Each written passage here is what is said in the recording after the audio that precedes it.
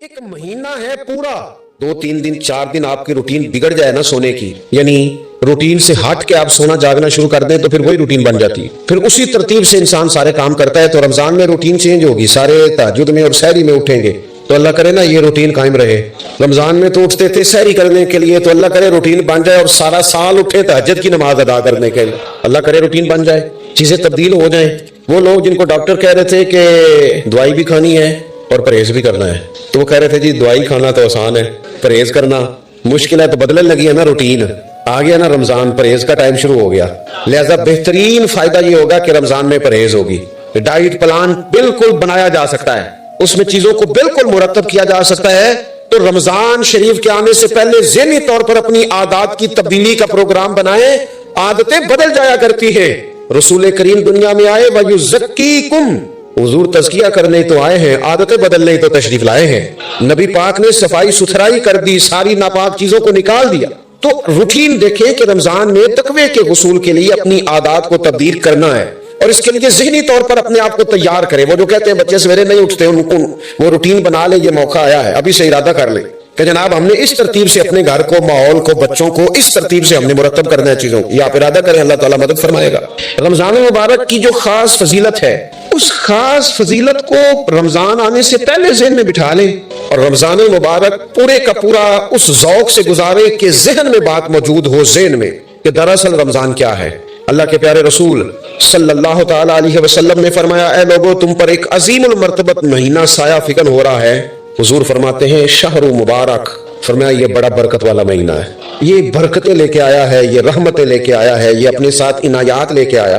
और नबी अकरम सल्लल्लाहु तआला अलैहि वसल्लम ने फरमाया जो बंदा भी कुर्बे इलाही की नियत से रमजान में नेकी का तलबगार होगा, फरमाया वो अगर नफल नेकी करेगा ना तो अल्लाह ताला उसे फर्ज के बराबर सवाब अता फरमाए। और हुजूर अलैहिस्सलाम फरमाते हैं जो इस महीने में एक फर्ज अदा करेगा अल्लाह 70 फर्जों के बराबर अजर अता करेगा।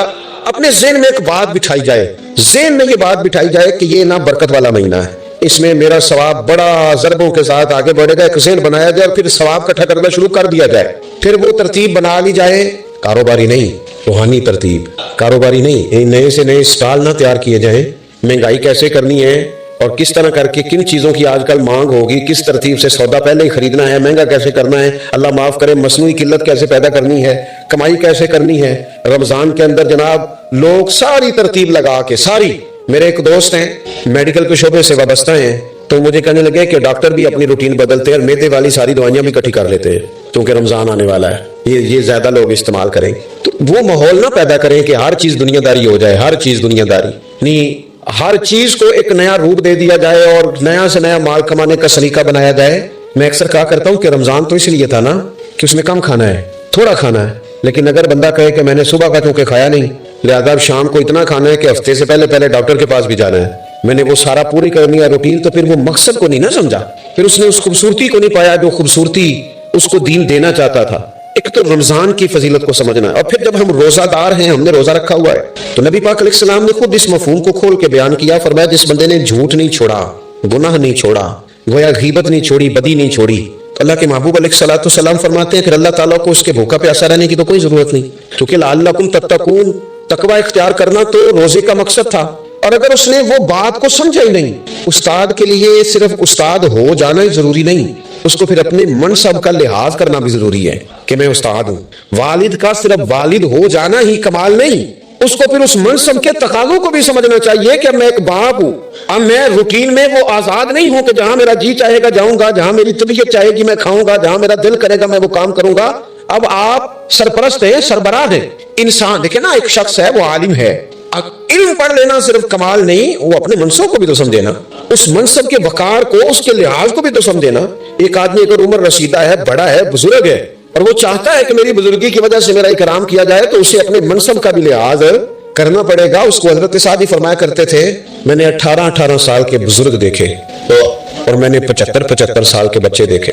हुजूर क्या मतलब? फरमाने लगे उम्र हो गई लेकिन अपने मनसब का ख्याल ना किया, आदत बच्चों वाली रही। और फरमाते मैंने ऐसे लोग देखे जिनको शुरू वक्त में ही अल्लाह वालों की सोबत नसीब आई, तो वो जो बुजुर्गी है वो फिर उम्र की वजह से नहीं मिली, वो अल्लाह ने इल्म और अमल की वजह से अता फरमा दी। तो अपने मनसब का लिहाज करना कि मेरा ये मनसब है। इसी तरह जब हमने रोजा रखा हुआ होगा ना تو پھر ہم نے اس منصب کا بھی لحاظ کرنا ہے کہ میں روزے دار ہوں. پھر خالی بھوکے پیاسا نہیں رہنا. رسول پاک صلی اللہ تعالی علیہ وآلہ وسلم نے پتہ ہے روزے دار کی فضیلت کیا بیان فرمائی؟ اللہ کے محبوب صلی اللہ تعالی علیہ وسلم فرماتے ہیں کہ رب فرماتا ہے ابن آدم کا ہر عمل اس کے لیے ہے، روزہ میرے لیے. اور فرمایا میں خود جزا دوں گا روزے کی، میں خود جزا دوں گا روزے کی. اور حضور فرماتے ہیں روزہ ڈھال ہے، جو شخص روزہ دار ہو وہ بےہودگی سے، فحش گوئی سے اجتناب کرے. اور اللہ کے محبوب صلی اللہ تعالی علیہ وسلم فرماتے ہیں اگر کوئی شخص اسے گالی دے، اگر کوئی شخص اس سے جھگڑا کرنا چاہے تو پتہ کیا جواب دے؟ اسے کہے بھئی میں روزے دار ہوں، میرے منصب کا تقاضا نہیں کہ میں تیرے ساتھ الجھوں.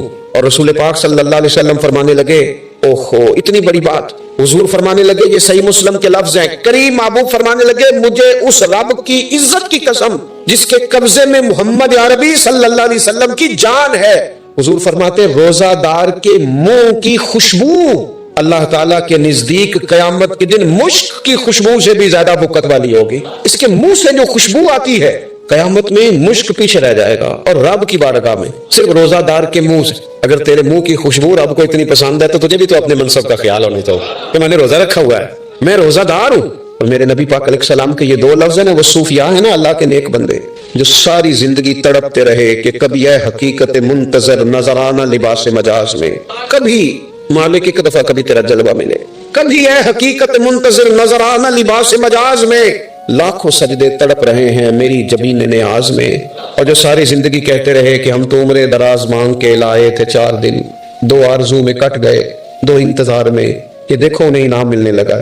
جو اس کی راہ کے سوالی تھے، جو اس کے رستے کے مسافر تھے، جو اسے پانا چاہتے تھے، جو اس کی دید کرنا چاہتے تھے، جو اس سے ملنا چاہتے تھے، میرے رسول پاک علیہ السلام نے فرمایا روزہ دار کو 2 خوشیاں ملیں گی.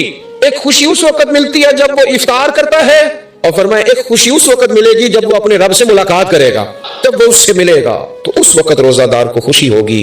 میرے دوستو خوشی تو جو ہوگی سو ہوگی، لیکن یہ لفظ بڑے حسین نہیں کہ روزہ دار کی رب سے ملاقات ہوگی. یہی لفظ بڑے با کمال نہیں. ایک روایت میں تو یہ ہے نا کہ روزہ میرے لیے ہے میں اس کی جزا دوں گا، اور ایک روایت میں یہ ہے کہ روزہ میرے لیے ہے اور رب فرماتا ہے میں خود روزے کی جزا ہوں. یعنی باقی نیکیوں پر ثواب ملے گا، روزہ رکھنے والے کو رب رحمان ملے گا. نبی اکرم صلی اللہ تعالی علیہ وسلم کے امت کے صوفیاء نے نا کچھ چیزوں کو بڑا کھولا ہے. عارف رومی کہتے ہیں کہ ایک دن نا محمود غزنوی نے خزانوں کے دروازے کھول دیے اور فرمایا بھئی میں نے آج ہر چیز کھول دی ہے، جو جس چیز پہ ہاتھ رکھے گا وہ اسی کی ہو جائے گی. لوگ دوڑے، کوئی سونے کی طرف، کوئی چاندی کی طرف، کوئی جائیدادوں کی طرف، کوئی خزانے کی کنجیوں کی طرف، کوئی بڑے بہترین گھوڑے اور اونٹوں کی طرف. لوگ دوڑ گئے، جو جس پہ ہاتھ رکھے گا اسی کا. سب بھاگ گئے. ایاز بیٹھا ہے، نہ وہ حسن میں رہی شوخیاں، نہ وہ عشق میں رہی گرمیاں، نہ وہ غزنوی میں تڑپ رہی، نہ وہ خم ہے زلف ایاز میں، وہ لذتیں کہاں. ایاز چپ کر کے بیٹھا ہے. پھر محمود نے ایاز کی طرف مخاطب کر کے کہا ایاز اٹھنا نہیں، آج لوٹ سے لگ گئی ہے، جو جس چیز پہ ہاتھ رکھے گا اسی کی. ایاز کہنے لگا بات پکی ہے نا؟ تو محمود خوش تھے، موڈ بڑا اچھا تھا، کہا بالکل پکی ہے. تو ایاز کہنے لگے چلو ٹھیک ہے. ایاز اٹھے، پیچھے سے جا کے نا تو محمود کے کندھے پہ ہاتھ رکھ دیا. محمود کے کندھے پہ ہاتھ رکھا. محمود کہنے لگے یہ کیا بات کا، آپ سے میں نے پوچھا تھا بات پکی ہے، جو جس پہ ہاتھ رکھے گا اسی کا نا. تو تھوڑی دیر پہلے مسکراتے چہروں میں آنسو آ گئے. ایاز بھی روئے تو محمود بھی روئے. کہا بادشاہ پکا رہنا، وہ جن کو خزانے چاہیے تھے وہ دوڑ گئے، مجھے تو چاہیے. لنگ کئی مہینے تے برس گئے تو تیری دید نو دیدے ترس گئے، تیری تو ملے گا. تو پھر کہا محمود نے، اس نے کہا میں وعدہ کر چکا تھا، بس ٹھیک ہے، باقیوں کے خزانے اور میں تیرا تو طے ہو گئی. فرمایا باقی نیکیوں پر ثواب ملے گا، اور روزہ رکھنے والے کو رب رحمان ملے گا، اللہ کا قرب ملے گا. دیکھو نا وہ خاص انسان کو کیفیت حاصل ہوتی ہے روزے میں، رب کے ہونے کا یقین. وہ جو صوفیاء کہتے ہیں نا مراقبہ کرو، وہ نصیب ہوتا ہے. یعنی کسی کو کیا پتا ہے اس کا روزہ ہے کہ نہیں، اکیلا ہے نا گھر میں، فریزر بھرا ہوا ہے، نہیں نہ کھاتا. کیوں؟ اسے پتا ہے میرا رب میرے ساتھ ہے، میرا رب مجھے دیکھ رہا ہے. بس یہ تصور توحید پکا ہو جاتا ہے رمضان، تو پھر اللہ تبارک و تعالیٰ کی بھی خاص رحمت اور کوئی خاص ہی اعزاز. حضور فرماتے ہیں جنت کے کئی دروازے ہیں، ایک باب الریان ہے، اس سے صرف روزہ دار گزریں گے. آواز ہوگا روزے والے آ جاؤ، وہ آ جائیں گے. فرمایا اس خاص دروازے سے گزرو، جب گزر جائیں گے تو فرمایا بند کر دو بھائی، اور کوئی نہیں گزرے گا یہاں سے. دروازہ ہی مخصوص ہے، ان کا اعزاز ہی ذرا زیادہ ہے. تو میرے عزیز رمضان شریف کے اندر وہ منصب کا بس خیال رکھے کہ میں روزہ دار ہوں، اس احتیاط کے ساتھ. اور دوسری جو رمضان کی چند عبادات ہیں نا، سب سے پہلی تو میں عرض کروں گا تراویح کے حوالے سے. یہ بات یاد رکھ لیں کہ نبی پاک علیہ الصلوۃ والسلام نے فرمایا جس نے ایمان اور احتساب کی نیت کے ساتھ رمضان میں قیام کیا اللہ اس کے پچھلے سارے گناہوں کو معاف فرما دے گا۔ اور ایک مقام پر نبی پاک صلی اللہ تعالی علیہ وسلم نے بیان کیا، یہ مشکات میں موجود ہے، حضور فرماتے ہیں رمضان اور قرآن دونوں قیامت کے دن بندے کی شفاعت کریں گے۔ رمضان کہے گا یا اللہ میں نے اسے دن بھر کھانا کھانے سے باز رکھا اور تیری بارگاہ کے حکم کے مطابق اس نے اپنے آپ کو ان چیزوں سے بچا کے رکھا، اور قرآن کہے گا مالک رات میں نے اسے نیند سے روکے رکھا۔ کیا مطلب؟ اس نے کھڑے ہو کے عبادت کی، اگرچہ اس سے مراد شارحین حدیث نے تراویح بھی لیا ہے، تہجد کی نماز بھی لیا ہے، صلاۃ اللیل بھی لی ہے، لیکن میرے عزیز یہ خاص ربط ہے قرآن مجید کے ساتھ تراویح کا۔ مسنون ہے رمضان کی راتوں میں قرآن مجید اور تراویح کا پڑھنا، اگر تھوڑی سی نا طبیعت میں صرف تبدیلی پیدا کی جائے۔ میں نے دیکھا ہے کہ جو لوگ کہتے ہیں نا میرا وقت بڑا قیمتی ہے، بڑی ساری جگہوں پہ آپ کو بیٹھنا پڑتا ہے، بیٹھے آپ 2 گھنٹے بیٹھے 3 گھنٹے بیٹھے، میں نے دیکھا ہے لوگ جاتے ہیں کسی دفتر میں تو رات کو چلے جاتے ہیں، اس علاقے میں کھڑے ہیں، پاسپورٹ کے دفتر کھڑے ہیں، شناختی کارڈ کے دفتر کھڑے ہیں، امیگریشن کی لائنوں میں کھڑے۔ کچھ ذہن تو بنائیں کہ میں نے رات کھڑے رہنا ہے اور اپنے رب کی عبادت کرنی ہے۔ تراویح کو ذرا ذوق سے آپ اگر تھوڑا ارادہ کر لیں گے نا، یعنی کوئی ایسا مشکل کام نہیں، میری تو رائے یہ ہے کہ پہلے 3-4 دن ذرا جم کے ذہن بنائیں اور تھوڑا سا نا روٹین کو بدلنے کی کوشش نہ کرے۔ جس امام صاحب کے پیچھے تراویح شروع کرے کوشش کرے ساری وہیں پڑھے، روٹین بدلنے سے بھی سستی آتی ہے، ایک دن یہاں گئے 2 دن وہاں گئے، تو یہ روٹین بدلنے سے بھی بعض اوقات سستی آتی ہے۔ کوشش کرے ایک جگہ پہ قرآن شریف سننا شروع کریں اور پھر پورا قرآن مجید وہیں پہ سنیں۔ خود میرے فاضل بریلوی رحمۃ اللہ علیہ فرماتے ہیں کہ حضور کی نعت پڑھنا تو گویا تیز دھاری تلوار پہ چلنے کے مترادف، یہ جہاں حسین ہے وہاں نازک بھی بڑا۔ اے پائے نظر ہوش میں آ، یہ کوب نبی ہے، آنکھوں سے بھی چلنا یہاں بے ادبی ہے۔ تھوڑا باریک معاملہ، حسن ہے کیا؟ آپ حیران ہوں گے کہ حسن کی کوئی جامع تعریف ہی آج تک نہیں ہو پائی۔ جو علم الکلام کے لوگ ہیں انہوں نے حسن کی کوئی جامع تعریف ہی نہیں کی۔ کچھ نے کہا کہ گورے رنگ کو حسن کہتے ہیں، گورے رنگ کو، تو افریقہ کے لوگ کہنے لگے نہیں جناب، ہمارے ہاں جو زیادہ کالا ہوتا ہے وہ زیادہ حسین گنا جاتا ہے، جو زیادہ۔ چلے آپ کو یہ بات مشکل، آپ نے کون سا افریقہ کے لوگوں سے ملاقات کیا؟ میں سادی بات کرتا ہوں، ماں اپنے بیٹے کو چاند کہتی ہے اور بہن اپنے بھائی کو کہتی ہے کہ نہیں کہتی؟ بولے نا پھر آپ لوگ، بہن اپنے بھائی کو، یہ پکی بات ہے اور کنفرم ہے کہ چاچو کبھی چاند نہیں ہوتا، چاند مامو ہی ہوتا ہے، یہ طے شدہ بات ہے۔ ٹھیک عرض کر رہا ہوں جی، چاچو کبھی چاند، چاہے وہ چاند کا ٹکڑا ہی کیوں نہ ہو، وہ چاند ہو سکتا۔ چاند کون ہوتا ہے؟ یہ تھوڑے پنڈ کوئی اور رواج ہے تو میں وہ گل کر لینا، آپ بولے تو صحیح، چاند کون ہوتا ہے جی؟ چاہے بیچارہ بڑا ہی پریشان کن چہرہ رکھتا ہو پھر بھی وہ چاند ہی ہوتا ہے۔ تو اس کا مطلب ہے کہ حسن کی تعریف گورا چٹا ہونا تو نہیں، ورنہ سارے ماموں چاند تھوڑی ہوتے۔ تو بعض لوگوں نے کہا کہ گورے رنگ کو حسن کہتے ہیں، کچھ نے کہا نہیں یہ تعریف بھی ٹھیک نہیں، حسین وہ ہوتا ہے جس کے نین نقش ٹھیک ہوتے ہیں، وہ حسین ہوتا ہے، بڑا گورا چٹا رنگ ہو لیکن اس کی ناک کی چپٹی، میری طرف دیکھیں بڑی مہربانی، اللہ آپ کو جزائے خیر دے، ناک ہی اس کی چپٹی ہو اور کان میں اس کے ٹھیک نہ ہو تو وہ کیسے حسین ہو گیا؟ وہ تعریف یہ کر دی کہ جس کے نین نقش اچھے ہوتے ہیں وہ حسین ہوتا ہے۔ امام راغب کہنے لگے نہیں تم دونوں کی بات ٹھیک نہیں، حسن دیکھنے والے کی آنکھ میں ہوتا ہے، حسن دیکھنے والے کی، دیکھیں نا کچھ کو پیلا رنگ پسند ہے، کچھ کو نیلا پسند ہے، تو وہ فرمانے لگے کہ پھر حسن تو آنکھ میں ہوا نا، جس کو جو چیز پسند تھی وہ اس کے لیے حسین ہو گئی، تو حسن دیکھنے والے کی آنکھ میں ہے۔ حضرت برا بن عازب رضی اللہ تعالیٰ عنہ نے مسئلہ حل فرمایا، بخاری مسلم میں موجود ہے، فرمانے لگے نہیں یار یہ ساری تعریفیں غلط ہیں، حسن وہ ہے جو میرے نبی کے پاس ہے صلی اللہ علیہ۔ وہ فرماتے ہیں جو کپڑا میرے نبی نے پہنا ہے وہ کپڑا بھی حسین ہے، جو نالین میرے نبی نے استعمال کر لی وہ نالین بھی، بولتے جائیے، وہ نالین بھی حسین ہے۔ اگر حضور نے ٹوپی پہنی ہے تو وہ ٹوپی بھی حسین ہے، اور اگر ٹوپی پر پگڑی باندھ لی ہے تو وہ امامہ بھی نور والا امامہ ہو گیا۔ حسن داستان حسن جب پھیلی تو لا محدود تھی اور جب سمٹی تو بس تیرا نام ہو کے رہ گئی۔ حسن کیا ہے؟ تو فرمانے لگے، حضرت برا بن عازب بخاری مسلم میں موجود ہے، فرمانے لگے کانا رسول اللہ صلی اللہ علیہ وسلم احسن الناس وجہا، حضور ہی ساری دنیا سے حسین تھے، اور کوئی یہ نہ سمجھے کہ بناوٹ حسین تھی، فرماتے وہ احسنہم خلقا، میرے نبی کے اخلاق بھی بڑے حسین تھے۔ ایک شخص کی چہرہ بڑا، اور دیکھیں حسن کا موضوع کیوں رکھا گیا اور کیوں انہوں نے کہا کہ آپ کوئی بات کریں۔ لوگ کہتے ہیں جی آپ لوگ میلاد بیان کرتے رہتے ہیں، حسن و جمال بیان کرتے رہتے ہیں، فضائل و کمالات بیان کرتے رہتے ہیں، تعلیمات آپ کو بیان کرنی چاہیے، کتابیں بھری ہوئی ہیں، سیرت کی کتابیں، شمائل کی، خصائل کی کتابیں بھری ہوئی ہیں۔ اگر یہ چیزیں بیان نہیں کرنی چاہیے تھی تو صحابہ نے روایت کیوں کی تھی؟ انہوں نے روایت کیا ان چیزوں کو، جو پڑھے لکھے حضرات ہیں متوجہ فرمائیں، انہوں نے ان چیزوں کو پہلے روایت کیا، ایک دوسرے کے آگے بیان کیا، اور کن لوگوں کے آگے بیان کیا؟ صحابہ نے تابعین کو بتایا، انہوں نے حضور کے چہرے کا دیدار کیا ہوا تھا تو حسن کی خیرات آگے پھیلا رہے تھے، نبی پاک کے حسن کی خیرات آگے پھیلا رہے تھے، لوگوں کو بتلا رہے تھے کہ رسول کریم صلی اللہ علیہ وسلم کتنے حسین ہیں، کتنے خوبصورت ہیں۔ چہرے جو ہوتے ہیں نا، چہرے لوگوں کے، ان کے اندر بڑا کچھ چھپا ہوتا ہے۔ خود نبی کریم صلی اللہ علیہ وسلم نے فرمایا ہے، بخاری مسلم میں موجود ہے، فرمایا اللہ کے ولی کی بھی تعریف یہ ہے کہ تم دیکھتے اس کا چہرہ ہو پر تمہیں خدا یاد آ جاتا ہے۔ اس کا مطلب ہے ظاہری حسن کے اندر بھی بڑی کشش ہے۔ اور یاد رکھیں اعلیٰ حضرت فاضل بریلوی رحمۃ اللہ نے لکھا ہے، ایک ہوتا ہے انسان کے ظاہر کا حسن اور ایک ہوتا ہے اس کے باطن کا حسن۔ آپ فرماتے ہیں اگر اس کے افکار اچھے ہوں، اس کی گفتار اچھی ہو، اس کا اخلاق اچھا ہو اور اس کا ذوق اچھا ہو اور وہ سوچ اچھی رکھتا ہو اور دل کا اچھا ہو، تو آپ فرماتے ہیں اللہ اس کے باطن کے حسن کو تقویٰ بنا کے اس کے چہرے پر بھی جاری کر دیتا ہے۔ وہ تقوی کا جو حسن ہوتا ہے نا، جیسے نبی پاک صلی اللہ علیہ وسلم نے فرمایا ہے، سرکار فرماتے ہیں کہ جو شخص 7 کوٹھڑیوں کے اندر بھی تہجد کی نماز پڑھے نا، کسی کو پتا نہ ہو کہ یہ رات، ہم تو لوگ بتاتے رہتے ہیں نا، شروع کرتے ہیں میں جب تہجد کے وقت اٹھا او فلانی مسجد میں بابا جی درود شریف پڑھ رہے تھے، فرمایا جو تہجد پڑھے گا اسے بتانا نہیں پڑے گا، صبح اس کا چہرہ بتا دے گا کہ رات اس نے تہجد کی نماز پڑھی ہے۔